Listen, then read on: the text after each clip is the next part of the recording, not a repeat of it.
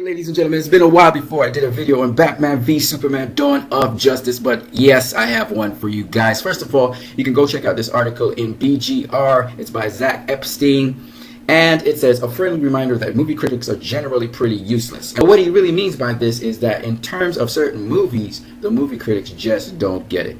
And especially with, I think, certain comic book movies and certain conceptual films which are somewhat, different to what the genre might present, I think movie critics expect certain things and therefore they just don't get it, okay? And it's just what it is. Remember, these guys are schooled in a certain kind of way of storytelling, so I get it.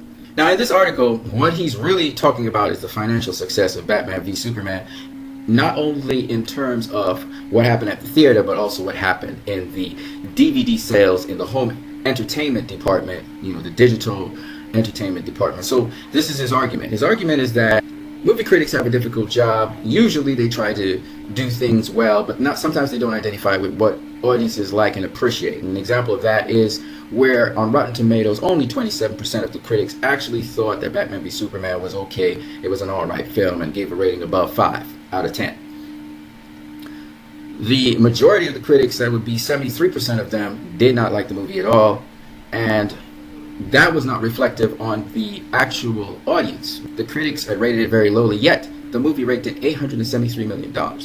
And when you looked at Batman v Superman Dawn of Justice on Blu-ray and DVD sales, right now it is topping the Blu-ray and DVD sales. It is the most sought after film, even up to now. More than Deadpool, more than Star Wars Episode 7, even though Star Wars Episode 7 has grossed in probably the most amount of money in terms of DVD sales to date. More than Zootopia, and Zootopia has grossed in a lot also in DVD sales. Kung Fu Panda 3, it's grossed in even more than that. We don't even have here Captain America Civil War. It's not even in the top 20. So I'm just trying to show you that Batman v Superman, the Ultimate Cut is just doing extraordinarily well in terms of DVD sales and Blu-ray sales. And that, again, is remarkable in spite of such a poor rating that it got from critics.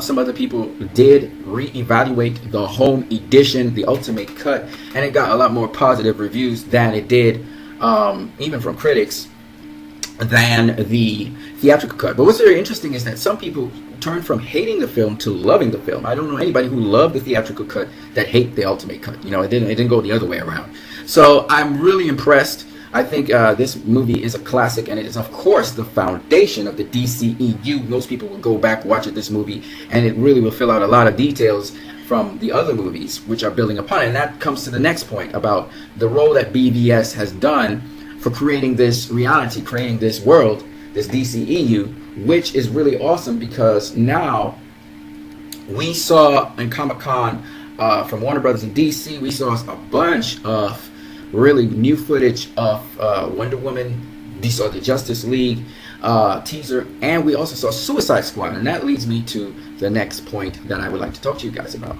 Here we have a bunch of Justice League members, and this is going to be very interesting for you guys because you guys will really enjoy what I have to say about this. Now here you see the Justice League members here. They're all numbered here, and there's 6 of them.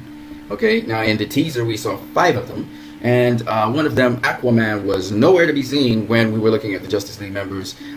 Somewhere in the middle of the teaser, right?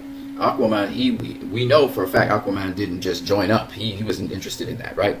We saw Batman, we saw Wonder Woman, we saw Cyborg, and we saw The Flash. We didn't see Superman. But here's the interesting thing. Zack Snyder said that there are 7 members of the Justice League. So even in this poster that you're watching at here, where you're seeing Batman, Aquaman, Wonder Woman, Cyborg, Superman, and The Flash, there's still another mystery member of the potential Justice League that will happen in the future that's not here. Suicide Squad has some of these members, not just Batman. We know Batman's in Suicide Squad. We know that. But there are also hintings of other members of the Justice League in the Suicide Squad. Isn't that interesting? That they're going to appear at some point in time, and maybe as a cameo or something, in Suicide Squad. And that, to me, is very interesting because, remember, Bruce Wayne doesn't round up the members of the Justice League till Justice League, which is after the events that occur and the formation of the Suicide Squad. So that's even more interesting. Now, why that is interesting to me is because certain members of the Suicide Squad are villains, and they're actually villains not only for Batman from Gotham, but they're also villains of some other members here of the Justice League. And I thought that would be interesting for you guys to process. And I'm not going to say more about that. I'll leave you guys to think about that. In Suicide Squad, there are also some potential heroes, members of maybe even Teen Titans, or maybe even part of the Justice League, extension of the Justice League, that are going to show up as their normal selves, of course, not as their superhero selves, in Suicide Squad. So there's a lot going on in Suicide Squad than you think, and it really ties in very strongly with BVS. We know it's after Superman has died, and we notice that Batman doesn't have his cannons on his car anymore, which is also very interesting. So, yeah, I just thought I would throw that in there. That's how much BVS has set the foundation, the carpet, the texture, the environment, the world for all of this to happen. And it's very important to understand that the villains in Suicide Squad are still going to be villains. And you will see them appear in some of the standalone movies of some of these heroes. You know, we know that Cyborg's going to be in the Flash movie that's standalone. We're going to have Aquaman in the standalone. Aquaman is actually the most interesting of all of the standalones because I know very little about his world. I know about Black Mantis. I know about some of the other villains from Aquaman's world, which kind of cross over into Flash's world, Cyborg's world. So it's very interesting. That's all I got to say about that. But, yeah, Wonder Woman has some very interesting villains again as well. And again, she's more into the Greek mythos thing. So Batman has some very, everybody knows the Joker and Harley Quinn. So, I mean, Batman's world is probably the most well known. And then again, Lex Luthor is going to Arkham Asylum. I know that the Suicide Squad members, they're really at Belgrave, I think, or is it Belgrave? I think it's Belgrave or something like that, prison. And so they're not in Arkham, but it's still interesting that Batman, you hear Bruce Wayne's technology is being used by Amanda Waller. Since Bruce Wayne has something, his industry has something to do with what's happening with the government. But that's not all. I know Lex Luthor has his ties with the government as well, so I'm very interested to see how Lex Luthor overlaps with Bruce Wayne, overlaps with Amanda Waller, how the Suicide Squad has something to do with Lex Luthor even.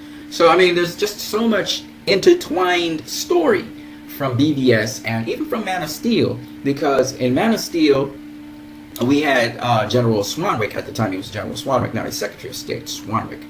And, you know, the person who's, this is what makes it so interesting. The Major Farris, who is now the public relations officer for Secretary of the State, General Swanwick, he's not General Swanwick anymore, but whatever. She actually ties in, she was once a love interest of Hal Jordan, who, as we know, he became a member of the Green Lantern Corps. Now, I'm not saying Hal Jordan exists in this world. Maybe he doesn't. Maybe there's someone else from the Green Lantern Corps who exists in this world. But I know also that General Farris, Major Farris, sorry, she ends up being a member of the Teen Titans for a minute, okay?